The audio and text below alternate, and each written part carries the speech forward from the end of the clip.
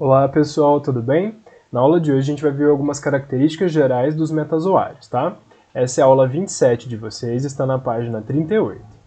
Bom, então vamos dar início para a gente entender como funcionam essas características deles. Bom, então os metazoários, quando a gente fala metazoário, a gente vai estar se referindo aos seres pluricelulares, ou seja, os animais que têm mais de uma célula. Ao contrário dos protozoários, que são os animais que têm apenas uma célula, né? Eles são seres unicelulares. E todos esses animais, esses metazoários, a gente vai poder classificar eles de várias formas. A gente pode utilizar a classificação através da simetria, do desenvolvimento embrionário, da morfologia, né? Então a gente tem vários tipos de classificação desses animais, e a gente vai ver algumas agora. Então vamos lá, o primeiro tipo de classificação que a gente tem é o padrão de simetria. Então os animais eles podem ser separados em três tipos de simetria. Eles podem ser assimétricos, podem ter simetria radial ou simetria bilateral. O que quer dizer isso? Né? A simetria nada mais é do que a gente conseguir fazer cortes nesses animais e possuir lados iguais. Então, se a gente for olhar primeiro aqui na simetria bilateral, né, o exemplo aqui do humano, do caranguejo, né, se a gente cortar esses animais aqui ao meio, a gente vai ter dois lados idênticos, né, o lado direito e o lado esquerdo. E os dois lados vão possuir os mesmos órgãos, né, tudo igualzinho. Já os animais radiais, né, que tem simetria radial, são esses animais que têm um formato mais arredondado. Né? Então esses animais a gente consegue cortar eles em vários pedaços idênticos, né? Não igual a gente que consegue cortar em apenas dois. E os assimétricos são os animais que não têm simetria nenhuma. A gente pode cortar eles de várias formas que a gente nunca vai ter lados iguais. Tá? A gente pode, no caso também, a gente tem que descrever esses animais com palavras de acordo com a descrição anatômica. Então vamos entender como que funciona isso. A gente tem aqui um humano e ele vai ter uns planos de visão, na verdade. Então, por exemplo, quando a gente tem a parte da visão da parte da frente, a gente vai ter o plano frontal. Né? O plano frontal, a gente vê a frente da pessoa. Depois a gente tem o plano onde a gente pode cortar aqui ao meio, a gente vai ter o plano sagital, onde a gente vai ver apenas os lados de um lado e do outro. E depois a gente tem o plano transversal, que é o plano onde a gente corta o corpo, no caso, ao meio. Tá? Então são esses três tipos de planos que a gente tem.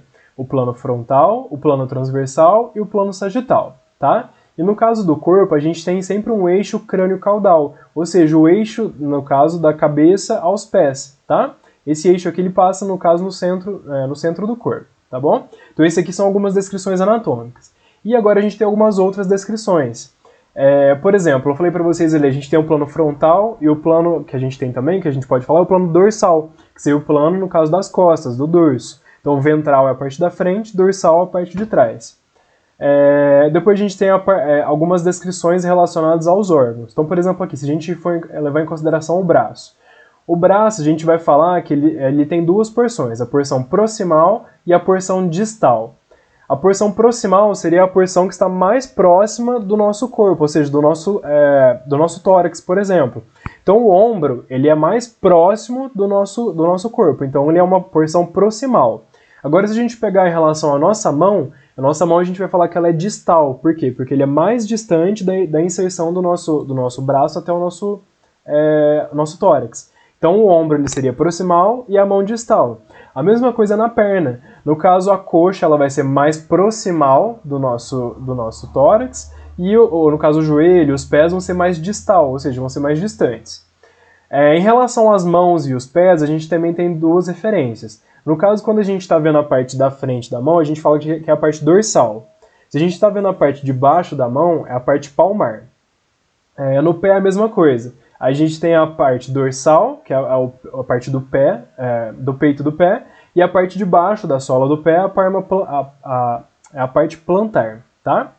Então essas são algumas descrições anatômicas que a gente tem. No caso aqui, o plano sagital, o plano frontal e o plano transversal, eu já falei nessa outra imagem para vocês. E a gente tem outra referência também, que seria aqui, ó, o plano cranial e o plano caudal. Então o plano cranial seria a parte de cima e o plano caudal seria a parte de baixo.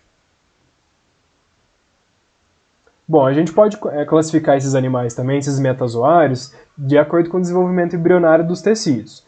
Então, os animais eles têm três tipos de tecidos. Né? A partir da clivagem do zigoto, né? Quando a gente tem lá a fecundação, né? A junção do espermatozoide com o óvulo, a gente vai ter lá a formação do zigoto, que é a primeira célula. esse zigoto ele vai se clivar, ou seja, ele vai se dividir várias vezes para formar outras células. Nessa divisão, a gente vai ter a formação de alguns tecidos. Então a gente vai ter a ectoderme, a endoderme e a mesoderme. A ectoderme ela vai ser responsável pelo revestimento externo do animal. No nosso caso seria, né, a pele, a parte mais externa. A endoderme vai ser responsável pelo revestimento interno da cavidade gástrica, ou seja, é o revestimento do nosso estômago, a parte interna. E a mesoderme é responsável pelas células organizadas em tecidos e órgãos, né? Então ela que vai ser responsável pela formação desses tecidos. Então a gente vai ter animais que vão ser diblásticos, que vão possuir apenas 2 tipos de tecidos, e os animais triblásticos, que vão possuir 3 tipos de tecidos. Então os animais diblásticos, ó, eles vão possuir apenas a ectoderme e a endoderme. Já os animais triblásticos vão possuir os 3 tipos de tecidos, a ectoderme, a mesoderme e a endoderme. Tá? Então a gente pode classificar esses animais também de acordo com os tecidos, né? De acordo com o desenvolvimento embrionário dos tecidos desses animais. A gente pode também classificar esses animais de acordo com o celoma. O que é o celoma? O celoma é a cavidade corporal onde se encontram os nossos órgãos. Então toda essa cavidade, por exemplo, do tórax, onde está alocado o pulmão, o coração, rim, fígado, coração, esôfago, né? Todos os órgãos eles estão alocados nessa cavidade que a gente chama de celoma. Então existem animais que não possuem essa cavidade. Os animais que não possuem essa cavidade, eles são chamados de acelomados. Então aqui no caso, ó, a gente tem aqui um plateuminto, ó, vocês percebem que ele só tem aqui a cavidade no caso a cavidade gástrica, né, da alimentação, mas ele não tem uma cavidade aqui, ó, essa parte rosa toda seria a mesoderme. Né? Então essa mesoderme ocupa toda a parte do corpo desse animal, então ele não tem nenhum órgão aqui. Já os pseudocelomados são os animais que possuem a cavidade, ó, vocês podem ver que aqui, no caso, a mesoderme não está ocupando toda a parte interna do corpo desse animal. Então ele possui uma cavidade aqui, só que essa cavidade ela não é revestida tanto por dentro quanto por fora pela mesoderme. Né? Aqui, ó, a mesoderme está só nessa parte aqui. Ó. Por isso que a gente chama de pseudocelomado, né? Porque ele é um falso celomado. Né? Então aqui ele vai ter a mesoderme revestindo só essa parte externa. Já os animais celomados, no caso a gente tem aqui o exemplo de um anelídeo, ele vai ter essa cavidade, ó, que vocês podem perceber, ó, tem 2 cavidades, uma cavidade de cá e outra cavidade de cá, uma esquerda e uma direita. E essas 2 cavidades são revestidas interna e externamente pela mesoderme. Ó. Você percebe que a mesoderme está passando tanto por dentro quanto por fora dessa cavidade. Então os animais celomados possuem a cavidade totalmente revestida pela mesoderme, os animais pseudocelomados possuem a cavidade, mas ela não é revestida pela mesoderme, e os animais acelomados não têm a cavidade, tá? Lembrando que essa cavidade é onde vão se encontrar os órgãos desses animais. E a gente pode classificar esses animais também de acordo com a diferenciação na clivagem. Lembra que eu falei para vocês aqui anteriormente, ó, que lá na clivagem do zigoto a gente vai ter o desenvolvimento, né, a formação dos tecidos? Então, esses tecidos eles têm uma diferenciação.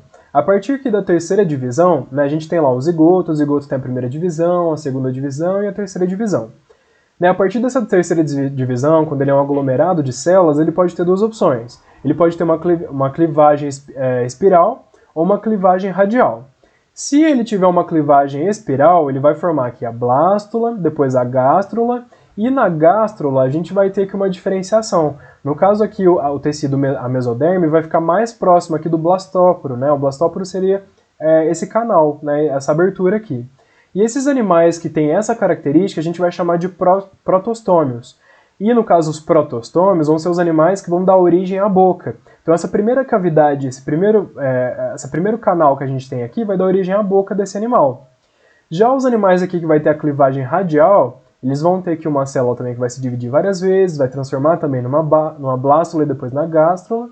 E no caso essa gástrula, ela vai ter uma diferenciação. Em vez de ter a mesoderme aqui do ladinho da abertura da cavidade, a mesoderme está mais distante.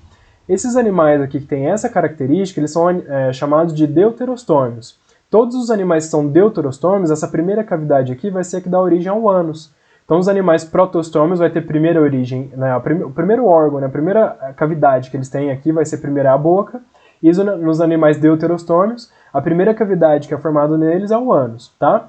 No caso dos humanos, nós somos deuterostômios, né? A primeira cavidade que a gente tem é o ânus e depois é formada a boca. Já em animais mais primitivos, a primeira cavidade é a boca. Depois, alguns, né, têm apenas a boca e outros formam a boca e o ânus. Então, reunindo todas essas informações que a gente tem, né, dessas classificações dos metazoários, a gente tem uma classificação dessa forma aqui. Então, ó, a gente vai ter lá um ancestral aquanoflagelado protista, né, que deu origem a todos os outros animais, né, e a partir daí a gente vai ter aqui, ó, os poríferos, que são animais que não vão ter tecidos verdadeiros, né, ou seja, eles não têm mesoderme, né, não vão ter os tecidos iguais aos nossos, né, então os poríferos vão ser animais sem tecidos verdadeiros, e depois a gente vai ter vários outros animais aqui que vão ter tecidos verdadeiros. Então aqui a gente vai ter animais diblásticos, né, que vão ter apenas 2 tecidos, que são os coelenterados, e depois os animais que são triblásticos, né?